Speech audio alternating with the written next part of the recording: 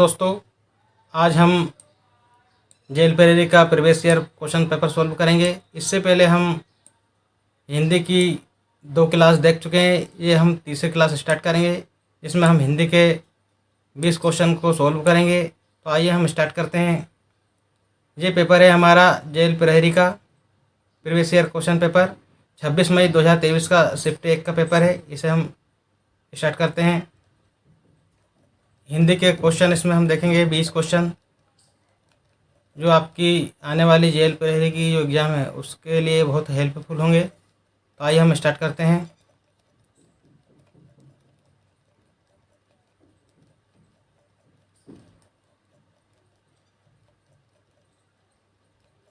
हिंदी इसमें 81 नंबर से स्टार्ट होगी। तो 81वें नंबर का क्वेश्चन है हमारा।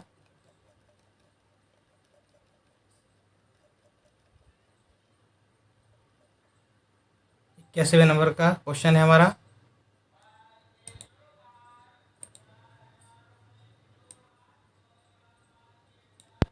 देखिए, पहला 81वें नंबर का क्वेश्चन हमारा, निम्नलिखित में कौन सा शब्द अंग्रेजी शब्द नहीं है? कौन सा शब्द हमारा अंग्रेजी शब्द नहीं है, ये बताना है हमें। ए टोस्ट, बी ऑपरेशन, सी कैंसर, डी जादू। तो इसमें जो है जादू जो है अंग्रेजी शब्द नहीं है, लेकिन ए टोस्ट ये अंग्रेजी शब्द है, ऑपरेशन भी अंग्रेजी शब्द है, कैंसर भी अंग्रेजी शब्द है, लेकिन जादू अंग्रेजी शब्द नहीं है। तो इसका आंसर हो जाएगा हमारा डी जादू। 82वें नंबर का प्रश्न है हमारा, जातिवाचक संज्ञा लड़का का भाववाचक संज्ञा शब्द निम्नलिखित में से क्या होगा? जो हमें बताना है। ए लड़कपन, बी लड़की, सी लड़के, डी लड़को। तो जातिवाचक संज्ञा हमें बताना है जिसमें किसी जाति का बोध होता है। तो ये लड़कपन जातिवाचक संज्ञा हमें बताना है। जातिवाचक संज्ञा हमें लड़कपन। तो इसका भाववाचक संज्ञा क्या होगा? लड़कपन है, बचपन, लड़कपन, ये सब क्या है? भाववाचक संज्ञा है, इसमें किसी प्रकार का भाव व्यक्त होता है, जैसे लड़कपन, बचपन, है ना, इस तरीके से। 83वें नंबर का प्रश्न है हमारा, निम्नलिखित में से शब्द युग्म शंकर और शकर शंकर और शंकर के सही अर्थ का भेद चयन कीजिए। ए शाला घर, बी शुल्क फीस, सी मिश्रित शिवजी, डी श्याम साईं। तो इसका आंसर हो जाएगा हमारा सी मिश्रित और शिवजी। जैसे कि जो ये वाला एक शंकर है तो उसे हम मिश्रित कहेंगे, और ये एक शंकर है, ये शिवजी से रिलेट करेंगे इन्हें।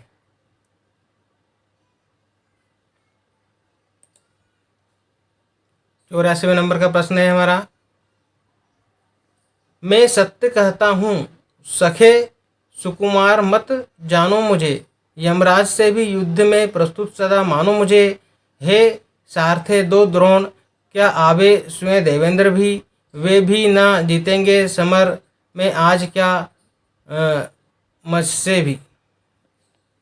तो उपयुक्त पंक्ति में निम्नलिखित में कौन सा रस है? रस हमें बताना है। ये पंक्ति हमने ए श्रृंगार रस, बी वीर रस, सी रौद्र रस, और डी अद्भुत रस। तो इसका आंसर हो जाएगा हमारा वीर रस। अब देखिए, ये पंक्ति हम जब पढ़ते हैं तो इसमें वीरता का भाव व्यक्त होता है, इस कारण ये हमारा वीर रस होगा। जैसे कि मैं सत्य कहता हूँ सखे सुकुमन मत जानो मुझे, यमराज से भी युद्ध में प्रस्तुत सदा मानो मुझे, हे सारथे हे द्रोणा क्या आवे स्वयं देवेंद्र भी, वे भी ना जीतेंगे समर में आज क्या मुझसे भी।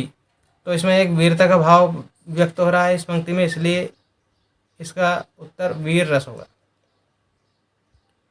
86वें नंबर का प्रश्न है 85वें नंबर का प्रश्न है हमारा, निम्नलिखित में से किस वाक्य में निर्देशक या रेखिका चिन्ह का प्रयोग किया गया है? ए मैंने तुलसीदास जी की रामचरितमानस पढ़ा है, बी रचना के आधार पर वाक्य 3 भेद होते हैं, साधारण वाक्य, मिश्रित वाक्य और संयुक्त वाक्य। सी इस देश में कई बड़ी बड़ी नदियां हैं जैसे सिंधु, यमुना, गोदावरी आदि। डी सभा के केवल 15 लड़के उपस्थित थे। तो इसका आंसर हो जाएगा हमारा बी। रचना के आधार पर वाक्य के 3 भेद होते हैं, साधारण वाक्य, मिश्रित वाक्य और संयुक्त वाक्य।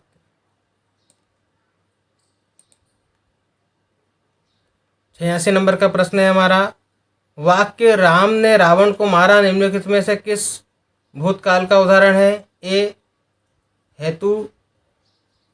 हेतुमद भूतकाल, बी संभाव्य भूतकाल, सी पूर्ण भूतकाल, डी आसन्न भूतकाल। तो इसका आंसर हो जाएगा हमारा सी पूर्ण भूतकाल। 87 नंबर का प्रश्न है हमारा, निम्नलिखित में से कौन सा शब्द कर्मधारय समास का सही उदाहरण है? तो कर्मधारा का सही उदाहरण हमें बताना है। ए श्याम सुंदर, बी तिमाही, सी पापण्य, डी गृहकट। तो जो गृहकट है ये हमारा तत्पुरुष समास है। देशभक्ति ये भी तत्पुरुष समास होता है। पुण्य पाप जो है द्वंद्व समास होता है। तिमाही इसमें संख्या आ गई तो ये हमारा द्विगु समास है। श्याम सुंदर ये कर्मधारय समाज होगा हमारा।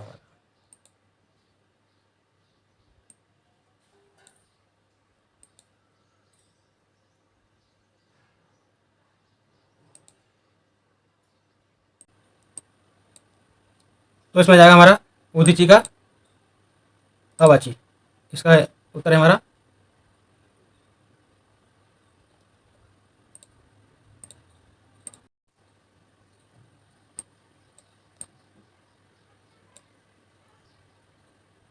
उदीची का विलोम शब्द है हमारा अवाची। अवाची। अब 89 नंबर का प्रश्न है हमारा, निम्नलिखित में से अवाई का विलोम शब्द क्या है? अवाई का ए उऋण, बी विदाई, सी अधा, डी अवाची। तो इसका उत्तर हो जाएगा हमारा अवाची। नहीं सॉरी, अवाई का विलोम शब्द हमें बताना है। तो इसका हो जाएगा अवाई का विदाई।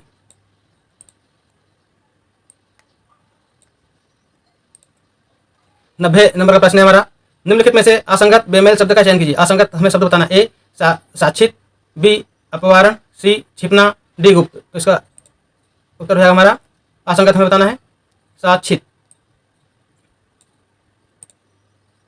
91 नंबर का प्रश्न है, नीचे दी गई पंक्ति में निम्नलिखित में से कौन सा अलंकार है? जो पंक्ति दे रखी है इसमें हमें अलंकार बताना है। ये पंक्ति हम पढ़ेंगे। कोटि कुलिस समवचन तुम्हारा में क्या है? उपमा अलंकार है, यमक अलंकार है, सी श्लेष अलंकार है या अनुप्रास अलंकार। इसमें जाएगा उपमा अलंकार।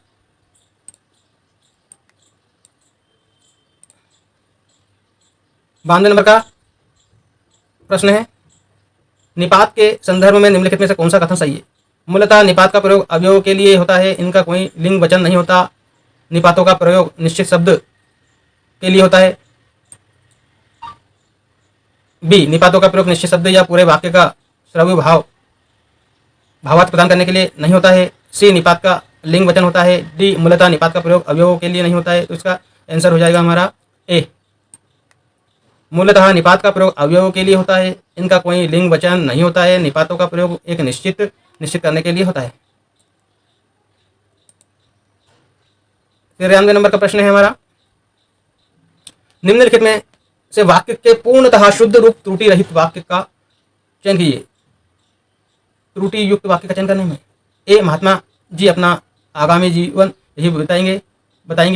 बी महात्मा जी अपना भावी आगामी जीवन यही बिताएंगे। सी महात्मा जी अपने शेष जीवन यही बिताएंगे। डी महात्मा जी अपना भावी और आगामी जीवन यही बिताएंगे। तो इसका आंसर हो जाएगा हमारा महात्मा जी अपना शेष जीवन यही बिताएंगे। 94 नंबर का प्रश्न है, निम्नलिखित में से कौन सा वाक्य कारण कारक का सही उदाहरण? कारण कारक का सही उदाहरण हमें बताना है। हे भगवान, इस सड़ी गर्मी में लोग कैसे जी रहे हैं? बी वह रोटी खाता है। सी मनुष्य अपने घर में भी सुरक्षित कहाँ रहता है? डी करीम मियाँ ने दो जवान बेटियों का अपना हाथों से दफनाया है। तो इसका आंसर हो जाएगा हमारा डी। करीम यानी दो जवान बेटों को अपने हाथों दफनाया है। करण कारक का सही उदाहरण है।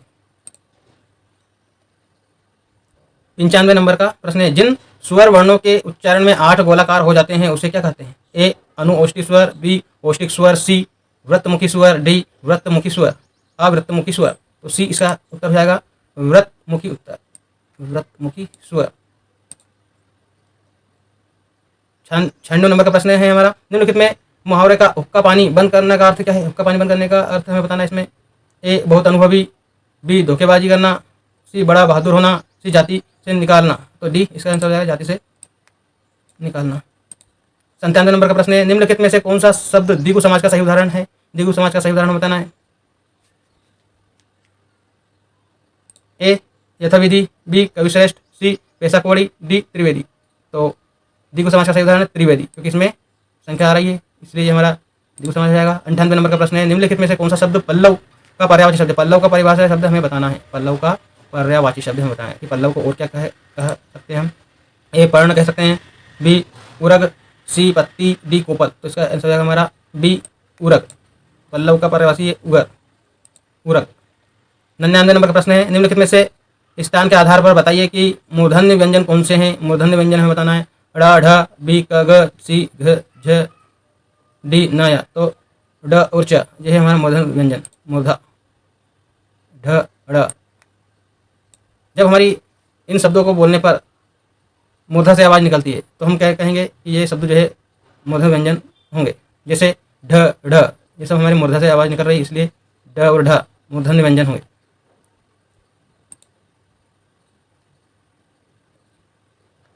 100 नंबर का प्रश्न है हमारा, निम्नलिखित में से किस मुहावरे का अर्थ घबरा जाना है? निम्नलिखित में से किस मुहावरे का अर्थ घबरा जाना है, मतलब घबरा जाते हैं ना। ए पानी में आग लग जाना, बी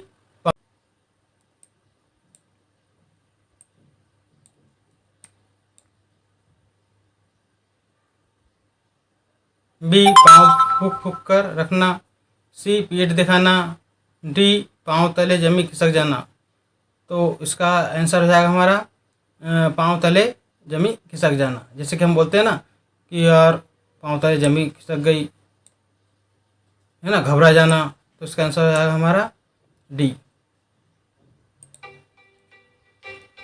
आई होप कि ये वीडियो आपको समझ में आया होगा। ऐसे और वीडियो पाने के लिए हमारे चैनल को आप